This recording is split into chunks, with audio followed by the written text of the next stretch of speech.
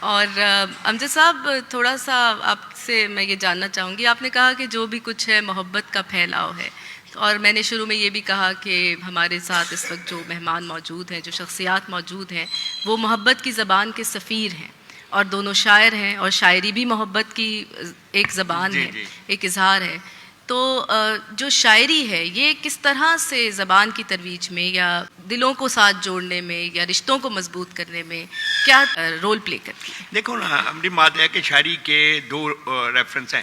ایک ہے جب آپ کولڈ پرنٹ میں لکھے ہوئے لفظوں کی شکل میں اس کو پڑھتے ہیں تو وہ آپ کو ان معنی کی ترسیل پہلے کرتی ہے جو لغت میں لکھے ہوتے ہیں، اور ایک اس کے جو ہڈن معنی ہوتے ہیں ان کی اس کے بعد آپ تک رسائی ہونا شروع۔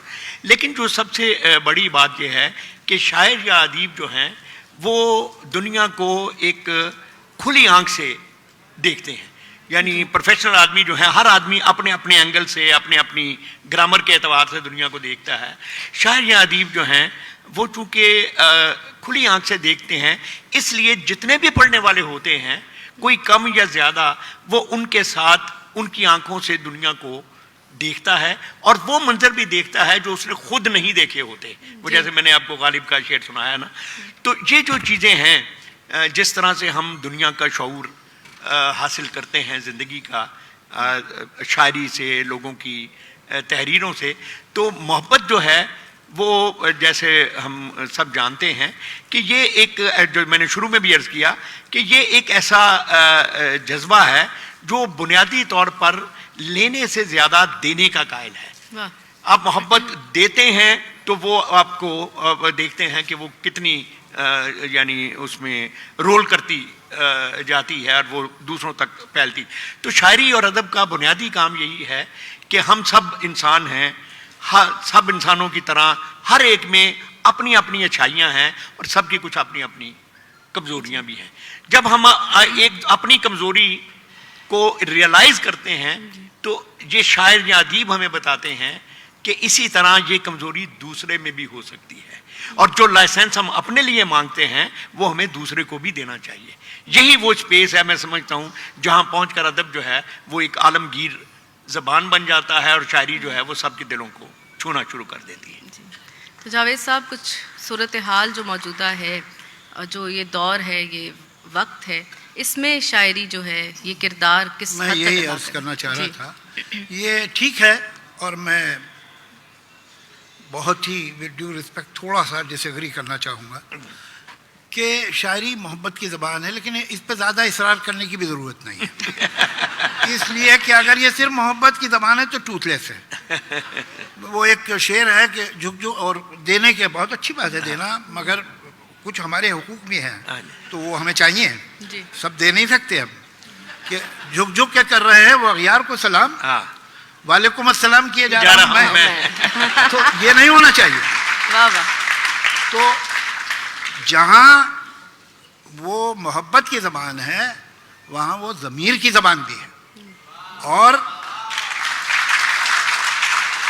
وہ شاعر اور ادیب کا فرض ہے کہ محبت کرے، اور بے حد محبت کرے، مگر محبت کرے انصاف سے، مساوات سے، محبت کرے ہر انسان کے حق سے۔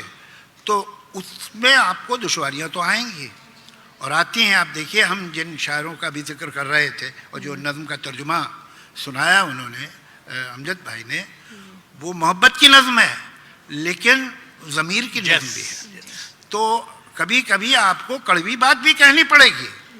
اگر وہ کہتے ہیں کہ رئیس زادوں سے دلی کے مت ملا کر میر، تو یہ محبت کا پیغام نہیں ہے، یہ ضمیر کا پیغام ہے، تو وہ بہت ضروری ہے، اور آج کل تو اور زیادہ ضروری ہوتا جا رہا ہے۔ تو اگر شاعر اور ادیب ہی نہیں آپ کو جگائیں گے، فیکٹ یہ ہے کہ آپ، وہ کہتا ہے کہ کھلتا کسی پہ کیوں میرے دل کا معاملہ، شعروں کے انتخاب نے رسوا کیا مجھے۔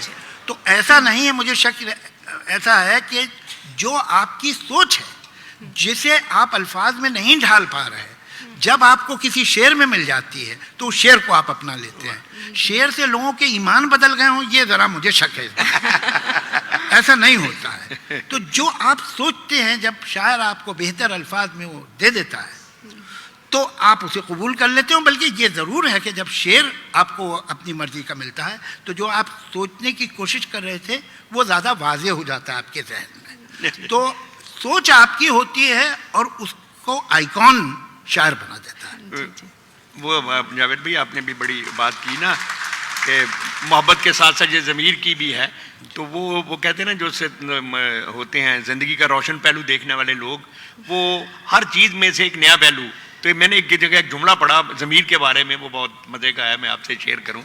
तो उसने कहा कि ये जो ज़मीर की आवाज़ होती है ये आदमी को गुनाह से रोकती नहीं है, सिर्फ उसका मज़ा ख़राब कर देती है।